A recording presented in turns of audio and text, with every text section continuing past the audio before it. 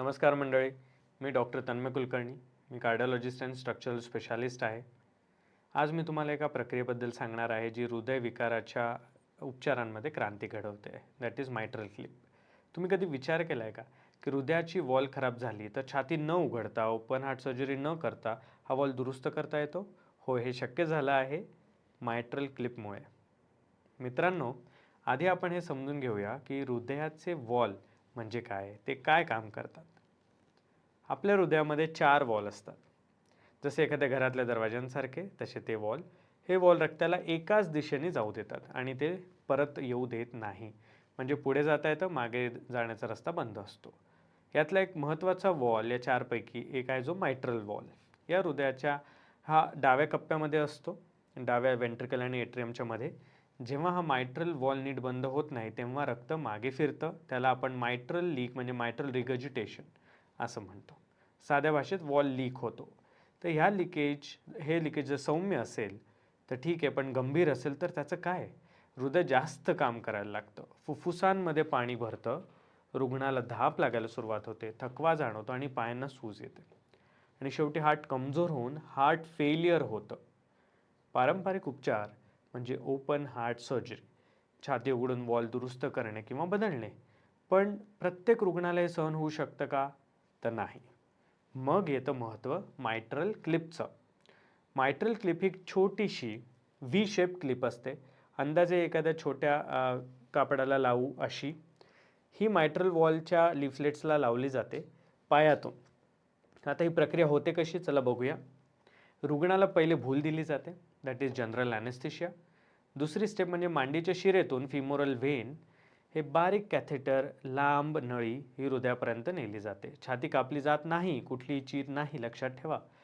तिसरी स्टेप, हे कॅथेटर हृदयाच्या उजव्या कर्णिकेतून ॲट्रियममधून लेफ्ट एट्रियममध्ये नेलं जातं, त्याला ट्रान्ससेप्टल ॲक्सेस म्हणतो.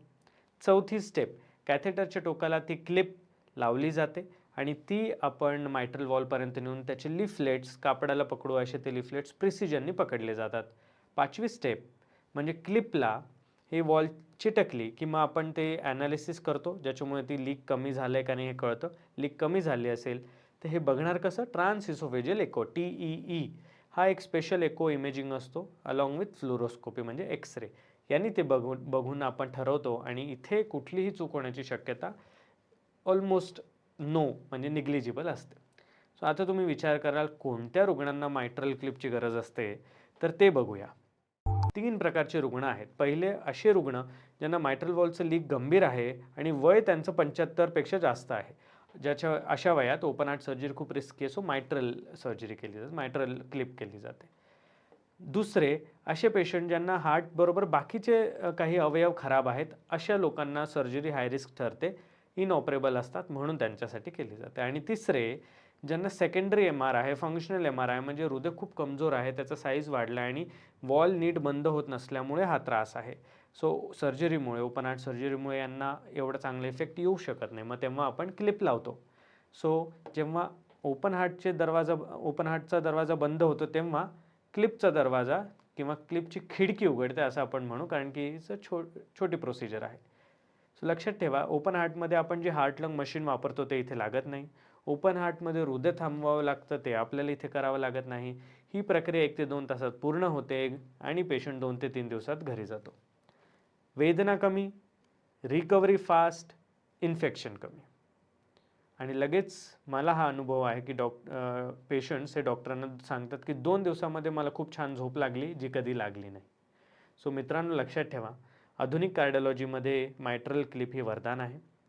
कोणालाही मायट्रल वॉलची समस्या असेल किंवा पायाला सूज येते किंवा डॉक्टरांनी सांगितलं आहे की सर्जरीचा धोका जास्त आहे आणि मायट्रल क्लिप ही यांच्या गरजेची आहे, तर योग्य माहिती घ्या, तज्ञ डॉक्टरांना कन्सल्ट करा आणि छाती न उघडता हृदय ठीक करता येण्यासारखी प्रक्रियेबद्दल जाणून घ्या. आज पुरतं एवढंच. आपण पुन्हा भेटू पुढच्या व्हिडिओमध्ये with more knowledge, with more information. Please subscribe to our channel. Thank you.